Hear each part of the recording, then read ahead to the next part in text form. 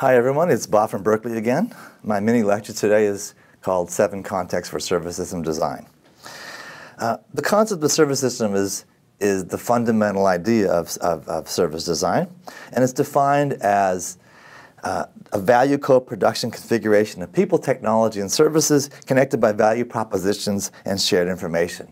And when you understand that, that's a really great, elegant characterization, but it's very abstract. In fact, it's so abstract that it can apply to almost anything. A service system could be your family, it could be your school, it could be your city, it could be your country. And so while it's a very useful abstraction, it's not very prescriptive. And so I've tried to figure out ways to think about service systems in ways that I can give you advice on how to build them. And today's lecture was about an idea for doing that called 7 Contexts, namely a set of functional building blocks that you can assemble to create a more complex service system. I'm going to be using hotel service system as an example because it's a pretty familiar one to a lot of people. The question is, what services are involved when you make a hotel reservation and check into a hotel? And can we look at those different kinds of services and classify them in different ways as different design patterns or contexts for services? And if you do, then we can repeat that pattern in things different from hotels. So think about how you would start. You have to get a reservation in your hotel somehow. So maybe you'll go online on your desktop computer and search a site like Orbitz or Expedia and make a reservation for that hotel. Alternatively, you might have made it on your mobile computer, your smartphone. A different device, slightly different interaction, but the same service is being provided, but now it's being provided on a multiple device. If you look closely at this screenshot of my iPhone, you'll notice that it says current location at the top of the screen. Well, that means that you're making a service which is context aware. It's using my current location as determined by my iPhone to tell the mobile app to use that as the default location for searching for the hotel. So again, that's a different kind of context where I'm using the location where I currently am to personalize the service or configure the service in a particular way. Once I've made the reservation in one of those ways, the reservation gets sent from that hotel marketplace system like Expedia or Orbitz to the specific hotel where the reservation is going to apply. And you can look at that service as a kind of invisible or backstage process that connects the one system of the Expedia or Orbitz site to the specific system of the hotel. So I show up at the hotel, ready to check in, and I'll go to the front desk and I have a person-to-person encounter with the front desk employee. They say, "Hi, how are you?" And I tell them my name and they start chatting me. And then they look up my reservation. So they confirm the reservation, turning to the hotel reservation system in a way which is essentially using technology to enhance that person-to-person encounter I'm having with the front desk clerk. And they say, "Yeah, we have your reservation. Here's your key." And I go up to my room. But maybe I'm not in a really good mood right now. I don't want to talk to anybody. So I go use the self-service kiosk and check in myself without talking to the person at the front desk. So I might have a preference, either on a regular basis or just this particular time, to use the self-service check-in kiosk in the hotel lobby, and I bypass the front desk. So now I have a self-service kind of context rather than a person-to-person context or the person-to-person with technology enhancement context. But you know, there's a new technology, a new service which is really, really fascinating, just came out, where I could perhaps not even go to the lobby at all. I have this ability because of this very sophisticated computer service in the background, and using the mobile phone characteristics, I can get a text message to my phone when my room is ready to check in and go straight to the room, bypassing the front desk, and then tapping my room, the room key with my phone, and it opens up the door. So this is kind of a keyless entry using the mobile phone to receive the room number and to send the secret key to my phone. And it's a different kind of context. It's a computational context with mobility involved and so on.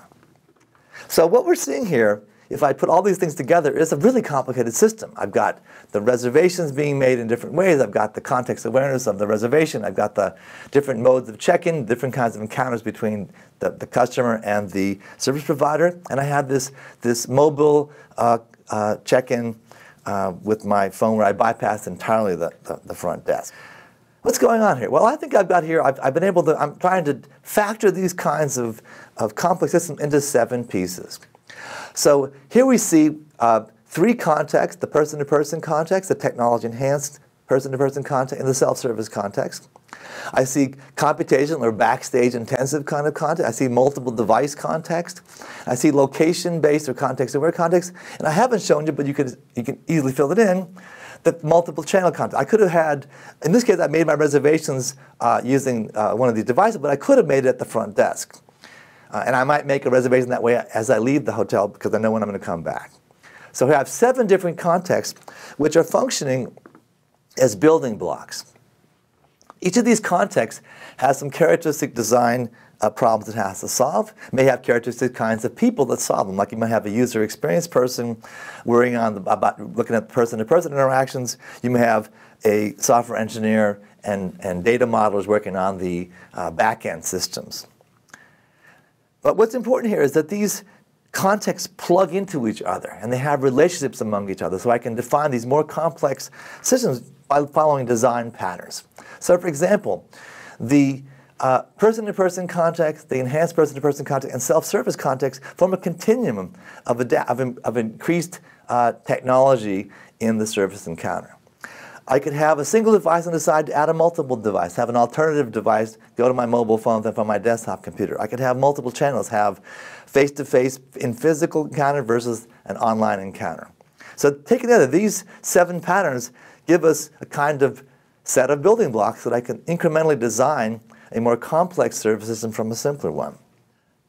Thought another way, these are templates. I have a way of thinking about service design where I can consider alternate service system designs much more easily because I can see how these patterns plug together to perhaps replace or augment a person-to-person service with a self-service design. Or if I have one service provider in a certain role, I can imagine how I could plug in another provider in exactly the same role through outsourcing, but now have them be working remotely rather than in the same environment. Or I could take a person-to-person interaction and replace it with stored information. So if I go to the hotel the first time, they ask me what my name is and look at my reservation, they may ask me questions about my preferences. Do I want a king-size room, small? Do I want a smoking room, non-smoking room, and so on? The 10th time, they should say, welcome back, here's your key. If they don't, then they haven't properly remembered my information. They should be able to eliminate that person-to-person interaction by having a back-end system which stores information about my previous encounters. I could look at a situation like banking and see these 7 contexts where I could interact face-to-face with a banking person, or I could go to the front desk, have them look up some information on the computer. I could do an ATM, which is a self-service encounter. I could do online banking as well as physical banking. I have computational services like wire transfer, where I send money from one bank to another bank. Or I could have even context-aware services like fraud detection. If I'm in San Diego recording a lecture and my credit card gets used in Bangalore, then something's wrong. And the bank can use the fact that they know that I just flew into San Diego today to detect that I'm not likely to also be in Bangalore, and they will reject that transaction as a fraudulent transaction. A final example is one that comes from the paper that I mentioned on the first slide, the 7 Contexts for Service System Design paper. It was actually a project done by a number of my students at Berkeley where they designed what they called the smart bookstore using this design idea of the 7 contexts to assemble incrementally a more interesting bookstore. So you can imagine that bookstores are under a lot of competitive pressure because of things like Amazon. So how would a bookstore that has a physical presence in a physical store do a better job competing? They have to have a more complicated, more interesting service system. So let's imagine this Bookland bookstore that has an online book site to complement its physical presence. So that's the multiple channel.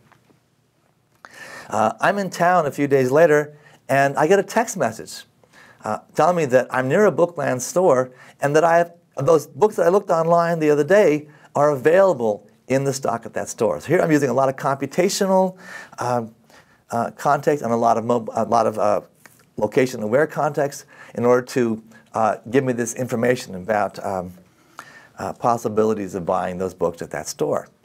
Well, I go to the store, I identify myself with a loyalty card at the self-service kiosk, so I don't have to have an interaction with a person, I have a self-service interaction.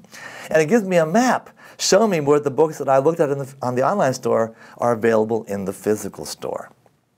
So I may buy some of those books, and that then sends messages back to the back end of the bookstore, which might trigger new recommendations to me, and it might also reorder the books to make sure they're available for the next person that walks in there.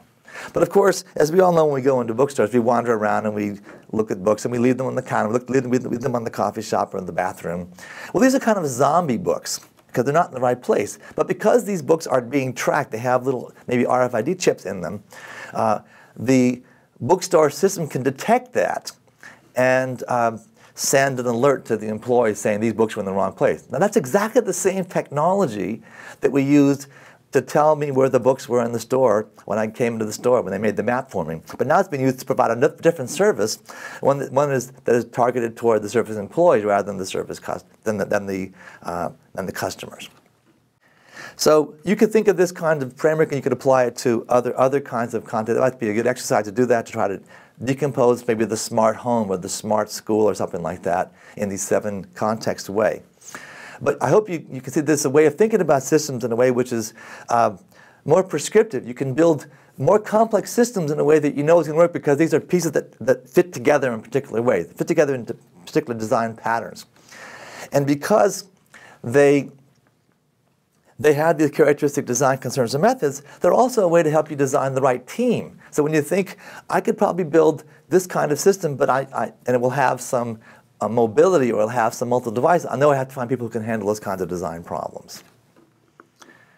Thank you very much.